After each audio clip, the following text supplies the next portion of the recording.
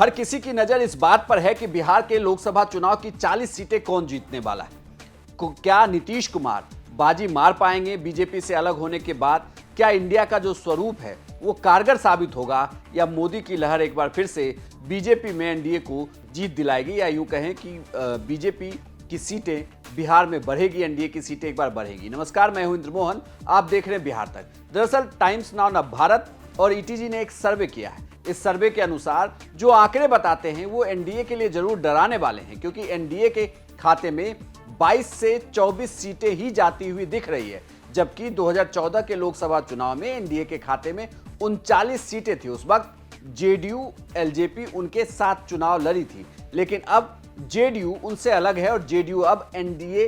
को छोड़ इंडिया का हिस्सा बन चुकी है। अब जेडीयू के साथ बिहार में जो महागठबंधन की सरकार है, इसके तमाम घटक दल उनके साथ हैं।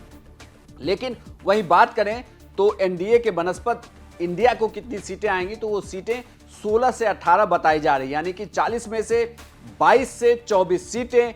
एनडीए के खाते में जाएगी, जबकि 16 से 18 सीटें इंडिया के खाते में जाएगी, जबकि अन्य के खाते में 0 सीट की बात कही जा रही है। इसे दूसरे तरीके से अगर आप देखें तो यह भी लगता है कि नीतीश कुमार जहां बीजेपी के साथ जब चुनाव लड़े तो 16 सीटें अकेले जेडीयू लेकर आई थी, लेकिन इस बार जब वो गठबंधन में चुनाव लड़ेंगे, इंडिया के साथ चुनाव लड़ेंगे, तब भी इंडिया के खाते में 16 सीटें ही नजर आती हुई दिख रही है। ये उनके लिए बड़ा सेटबैक हो सकता है, लेकिन बड़ा सेटबैक यहां पर एनडीए के लिए भी है, क्योंकि उनके खाते में 39 सीटें थी और बिहार एक बड़ा प्रदेश था जहां से बहुत बड़े मार्जिन से एनडीए जीत कर आई थी। लेकिन इस बार उनकी सीटें यहां पर लगभग 16 से 18 सीटें कम होती हुई नजर आ रही है और इंडिया की सीटें यहां पर 16 से 18 सीटें आती हुई दिख रही है। ऐसे में आने वाले दिनों में जब इंडिया गठबंधन जमीन पर उतरेगा,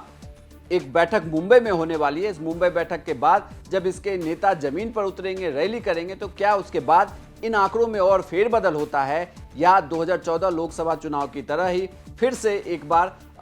ऐसा कहें कि जब बीजेपी चुनाव प्रचार में उतरेगी तो उतरने के बाद उनकी लहर फिर से तेज होगी और नतीजे कुछ 2014 जैसे ही होंगे। आपको यह जानकारी कैसी लगी हमें कमेंट बॉक्स में लिखकर जरूर बताइएगा और बिहार की तमाम खबरों के लिए देखते रहिए सिर्फ बिहार तक।